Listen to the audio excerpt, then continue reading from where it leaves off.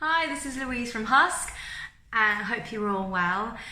I thought I would share with you today, as today's topic, something that I was reading over a cup of tea yesterday in the garden, which is quite rare, about herbal worming and natural ways of worming your horses. The reason why I have been looking into it is because as you probably know, Tia is the most sensitive horse that I think I've ever had, and she hasn't had a great response to the chemical wormers, generally because she's just super sensitive, and her gut is just very, very sensitive to it, and she does get quite down and low and tired after being wormed. So I was looking into other ways of worming her to see whether or not we could manage this without her having to go through that discomfort. So I wanted to share with you what I found, because I found it really interesting, and I don't know whether or not you guys will or not. But anyway, I'm going to do it. So I've got it all written down here and down here for you, so forgive me if I keep moving my eyes as I'm trying to read what I found. But the most important thing that I read was that, first of all, the horse, the weaker the horse, or the more stressed or imbalanced the horse is, the more vulnerable your horse will be to parasites, which are worms, moving into their gut. So in many respects, as you can imagine, the gut is filled with good bacteria, and the good bacteria is the army, really, that protects your horse. And it's the same with humans, from bad viruses, other bad bacteria, parasites, or whatever it might be entering into your gut. And so the more stressed the horse is, or the weaker the horse is in terms of its constitution, its health, then the easier it is, the less good bacteria there is, the easier it is for the bad guys to move in and actually make a home in the stomach, because it is quite a nice, warm, wet place to be. So the first thing that I read was that it is really, really important to make sure that your the immune system is in tip-top health. And I guess we've all got different remedies and solutions that we have used over time to help our horses with that. What we use here at HUSK is a company called Thunderbrook Equine, which is an organic feeding company. They make a solution called Liquid Gold, which is filled with herbs that help horses retain their immune systems really well, and our guys have been having that for quite some time, and that's really helped with their general health. I know there's others like pink powder and NAF and so on, so there are other solutions that I'm sure you're all aware of, but it's not to underestimate how important it is that we make sure that our horses have a really good multivitamin, let's say, that they take every day to make sure that their overall health is good. And then another really good aspect to horses' health is the probiotics, which is the good bacteria that your horses have in their stomachs naturally that gets invaded by stresses and strains and so on and so forth. And if we can help with supplying that to the horses in their feed as well, and that's really good for them too. So the two things to help them get their immune system nice and strong, to stop those naughty worms from coming in and setting up home in their stomachs. So that's the first thing. Other things as well are it's not always easy to avoid stress, as we all know as humans, but to at least recognize the stresses that or things that we do with horses that maybe add a certain level of stress to them that could in time deplete their overall health and their healthy bacteria in their stomachs. So some of the things that I was reading here are the obvious things, such as moving house, changes in weather. I don't know where you guys are listening, but certainly here in the UK we've had some really lovely sunny dry weather, and now we've got loads of rain, and that extreme change in weather affects us as humans, and it also affects our horses as well. So to bear that in mind, and obviously change of season, changing coat, having a baby, going to a competition. So something that I think we've all done and maybe underestimated how our horses respond to that, but certainly competing can put the horses, certainly the travelling there and being around loads of other horses in an unfamiliar space, even though they've got the familiar faces of their riders and so on with them, that still does put a certain level of anxiety into them, and that can affect their overall health. So those sorts of things, we need to just make sure that maybe at that time we make sure that we're definitely instilling some good health into them, so their probiotics and their multivitamins, and maybe, you know, after an experience such as maybe a competition or moving or anything like that, then making sure that they have some time to rest afterwards, and a massage or whatever it is that you know that the horses enjoy and helps them chill, or a week of just chilled hacking and fun, or whatever it is that you obviously know your horses best to kind of reduce their stress levels. So those sorts of things also combined are all kind of cumulatively involved in affecting the horse's overall health, and therefore whether or not these naughty parasites can actually not just get into their system, which they do naturally, but it's whether they actually set up home and start multiplying. And that's the key. That's why we need to make sure that our horses are healthy, to stop them from setting up home inside their stomachs and starting to multiply. So those are the things that we can do to help.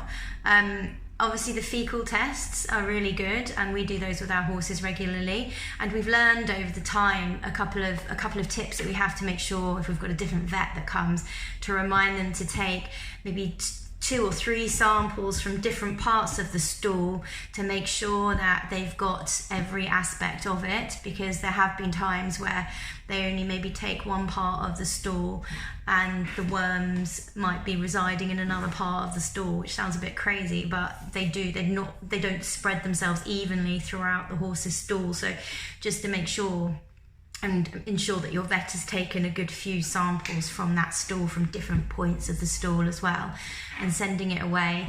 And it's just not expensive at all, and it's a really good way of finding out whether or not there's a need to treat your horse, and without having to actually instill any chemicals inside them unnecessarily.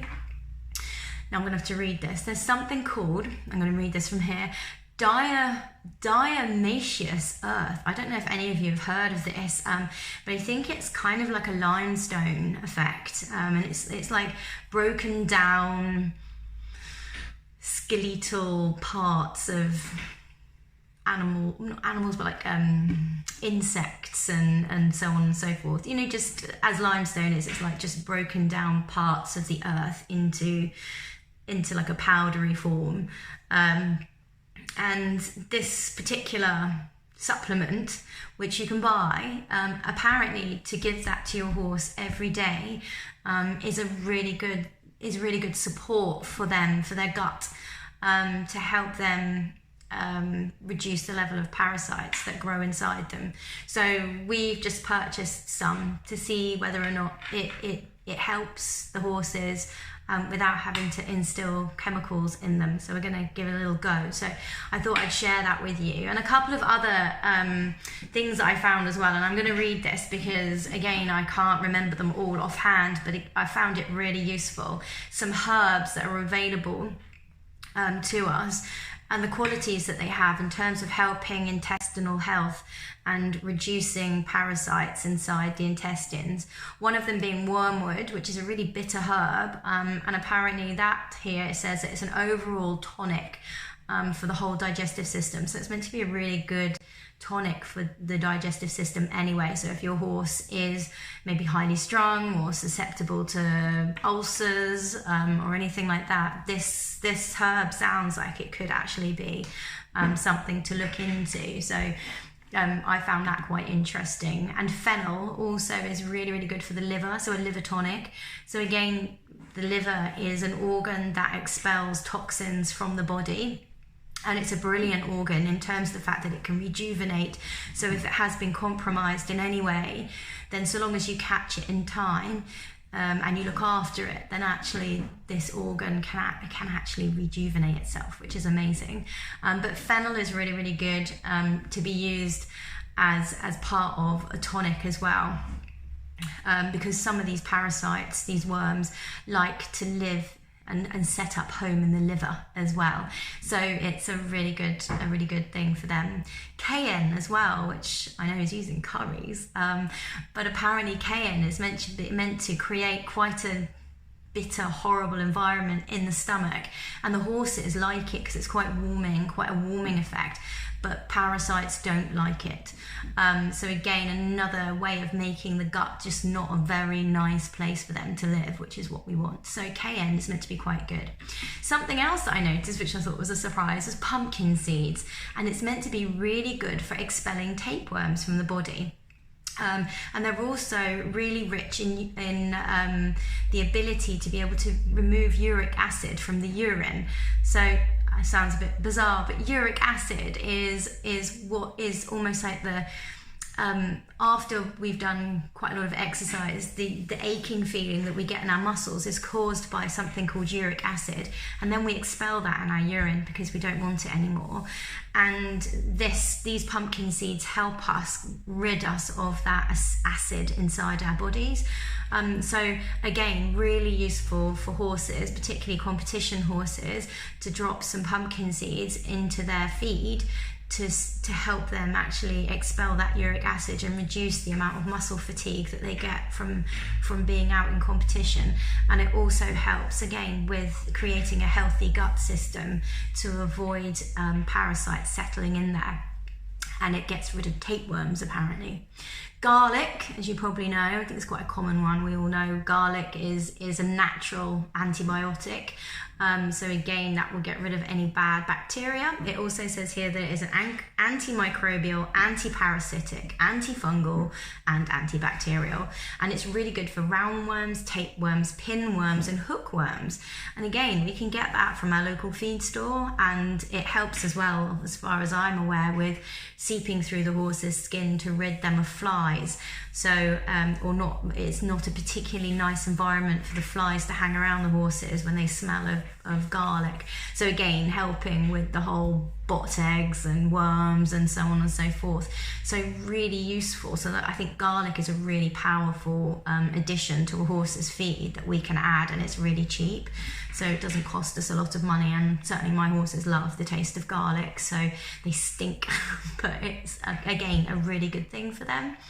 And another one which I found really interesting was red clover. Apparently it's high in copper and cobalt, and it's considered to be antifungal and antiviral and have anti-parasitic properties, and it's meant to be really effective against redworm. So again, these sorts of things I just thought was really useful. Something else that I found really useful as well is that with herbal worming, the worm cycle, the life cycle of a worm is a lunar cycle. So from one full moon straight through to the next full moon. So what you want to do is break that cycle, which is why we should be poo picking our fields, for example, because you take the poo out of the field to stop that life cycle from completing. Once it's complete, then the worms are there, then they get into the soil, and then the horses eat them unknowingly. So again, removing the stool from the fields, but also very important here is saying that if you're going to be worming herbally, to actually have a lunar cycle calendar and worm every full moon, which I thought was really quite interesting as well. So anyway, I thought I'd share those with you. There's a couple of wormers that I've written down here that I've found.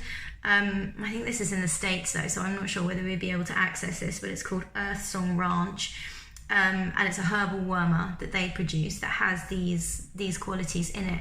And there's also another brand that I've seen that is available in the UK called Vermex.